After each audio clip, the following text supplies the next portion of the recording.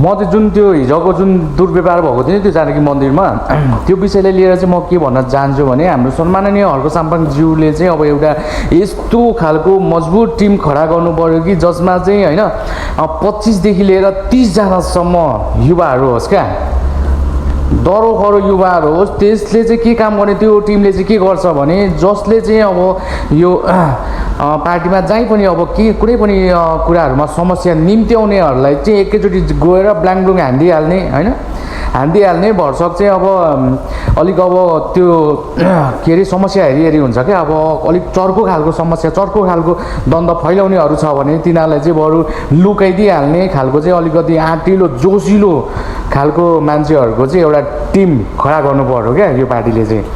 अनि किनभने धेरै मान्छेहरूले अलिकति हेपेर थिचोमिचो गरेर बोलेको जस्तो चाहिँ मलाई लाग्यो, गरेको जस्तो व्यवहार, त्यो खालको व्यवहार गरेको जस्तो चाहिँ मलाई लाग्यो होइन।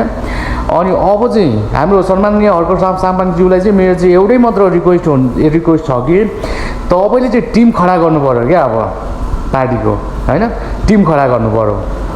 अनि बरु पैसा दिएर हुन्छ कि के गरेर हुन्छ 25 देखि लिएर 30 जनासम्म युवाहरू राख्नु पर्यो क्या। उनीहरूको कामै त्यही हुन्छ, जसले बाधा पुऱ्याउँछ त्यसलाई जाने ब्ल्याङब्लुङ हानिदिइहाल्ने क्या, कामै त्यही कामको लागि भए पनि राख्नु पर्यो क्या।